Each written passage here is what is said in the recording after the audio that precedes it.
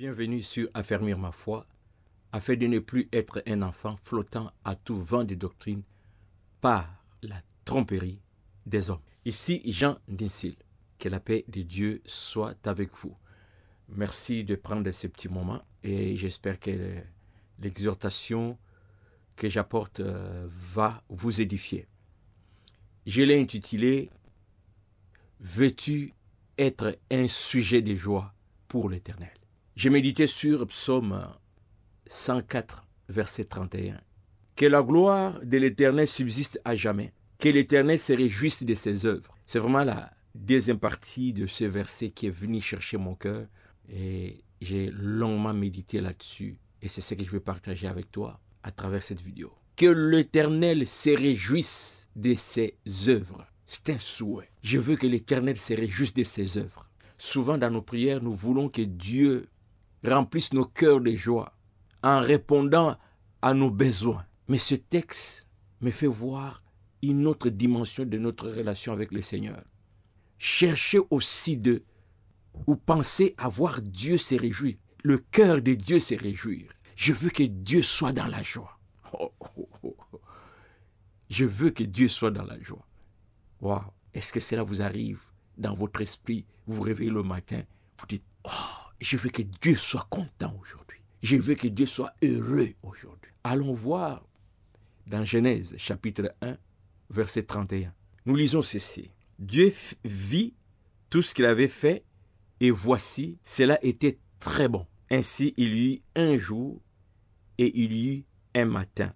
Ce fut le 6e jour. Bien, le 6e jour après la création, l'Éternel regarde ses œuvres. Il était content. Il était fier de lui. Il a vu comment c'était beau. Oh oui, Dieu aussi a besoin d'être content. Dieu a aussi besoin d'être heureux. Et sa joie vient de sa créature. Toi et moi, nous sommes sa créature.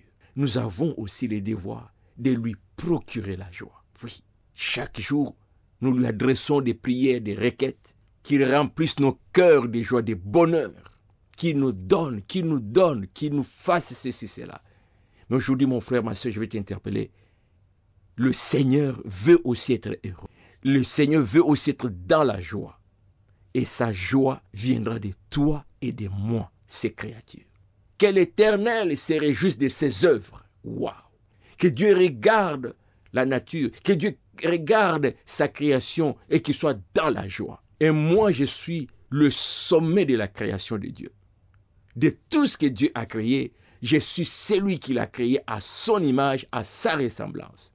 Je suis celui en qui il a placé sa confiance comme gestionnaire de tout ce qu'il avait créé depuis le premier jour. Créons l'homme à notre image, à notre ressemblance. Et si la nature peut lui procurer la joie, ça devrait pas être le contraire de moi, une de ses œuvres, créée à son image, à sa ressemblance, à qui Dieu a attribué le pouvoir de gestion.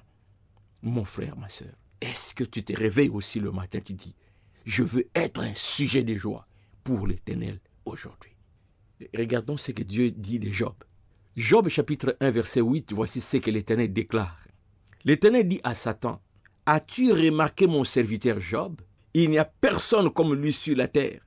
C'est un homme intègre et droit, craignant Dieu et se détournant du mal. Job faisait la joie de l'Éternel, au point que Dieu se frappe la poitrine devant les diables. As-tu vu mon serviteur? Mon frère, ma soeur, es-tu préoccupé d'être un sujet de joie pour Dieu?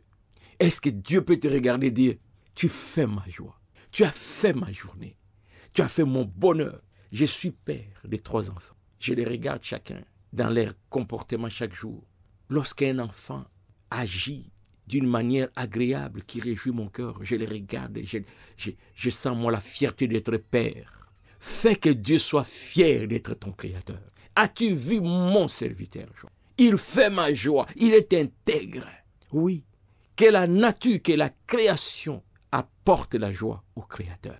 Je termine avec Matthieu chapitre 3, versets 16 et verset 17. Dès que Jésus eut été baptisé, il sortit de l'eau. Et voici, les cieux s'ouvrirent, et il vit l'Esprit de Dieu descendre comme une colombe et venir sur lui. Et voici, une voix fit entendre des cieux ces paroles. Celui-ci est mon Fils bien-aimé, en qui j'ai mis toute mon affection. Ça, c'est l'Éternel qui dit, parlant du Seigneur Jésus. Voici mon Fils, en qui j'ai mis toute mon affection. Mon frère, ma soeur, est-ce que l'Éternel peut te regarder et dire, voici ma fille, voici mon Fils, voici celui qui fait ma joie. Alors que j'ai réfléchi sur ces textes de Psaume 104, verset 31, où le psalmiste dit que l'Éternel se réjouit de sa créature, de sa création ou de ses œuvres.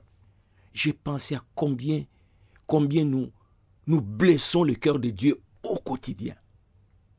D'abord, tous ceux qui sont rebelles à Dieu blessent le cœur de Dieu chaque jour malgré la vie, la santé qu'il leur accorde. Chaque jour, ils se réveillent, ils s'en foutent de Dieu. Ils blessent le cœur de Dieu. Ils blessent l'amour que Dieu a pour eux. Ils s'en foutent de lui. Ça, c'est garanti au quotidien. Si je peux dire, Dieu se réveille, et dort, il se réveille, il vit ça au quotidien. Il l'insulte, il brise son cœur dans leur comportement, dans leur vie de péché au quotidien. Ça, c'est comme garanti.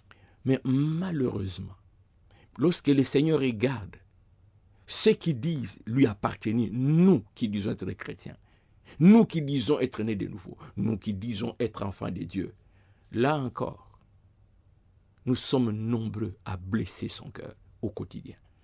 Les statistiques peuvent dire il y a 5000 chrétiens à travers le monde, ou 50 millions de chrétiens, ou 50 milliards de chrétiens. Mais ça ne veut pas dire que ce sont les 50 millions, les 50 milliards qui font la joie de l'Éternel au quotidien. Nous aussi, ses propres enfants, rachetés chèrement par le sang de Jésus-Christ, nous blessons aussi son cœur. Combien de fois nous péchons? Combien de fois nous sommes insouciants par rapport aux affaires de Dieu? Nous blessons aussi le cœur de Dieu. Hormis les païens, nous chrétiens. Mon frère, ma soeur, quand j'ai lu ce texte, je me suis dit, j'aimerais être l'enfant qui essuie les larmes de Dieu. Combien de ces enfants l'ont blessé encore aujourd'hui? Moi, je viens de me réveiller. J'aimerais que ma journée soit une journée où Dieu, quand il me regarde, dit, tu consoles mon cœur. Tu consoles mon cœur. Je peux voir la préoccupation que tu as aujourd'hui de me donner la joie. Je peux sentir la préoccupation que tu as aujourd'hui de faire mon bonheur. Mon frère, ma soeur, moi j'aimerais être cet enfant qui donne à Dieu la joie d'être père. Cet enfant, quand il voit pendant qu'il pleure parce que les autres sont en train de lui donner des maux de tête, et quand il me voit, il dit, oh mon fils, au moins j'en ai un qui essuie mes larmes. Ça m'a touché. Je veux que Dieu se réjouisse de ses œuvres. Et moi, je veux être cette œuvre-là qui réjouit le cœur de Dieu. Mon frère, garde cette pensée en toi au quotidien. Sois l'enfant qui fait son bonheur. Sois l'enfant qui essuie ses larmes. Nous sommes nombreux. Chaque jour, nous blessons le cœur de Dieu. Un cœur plein d'amour. Mais comment nous le blessons par notre comportement? Aujourd'hui, que ces versets te touchent comme il m'a touché. Mon serviteur Job, mon fils en qui j'ai mis toute mon affection. Je veux être celui-là. Quand Dieu me voit dire, lui au moins il me console. Lui quand il se réveille, il me porte bonheur. Non pas seulement parce que quand je me réveille, j'ai pris.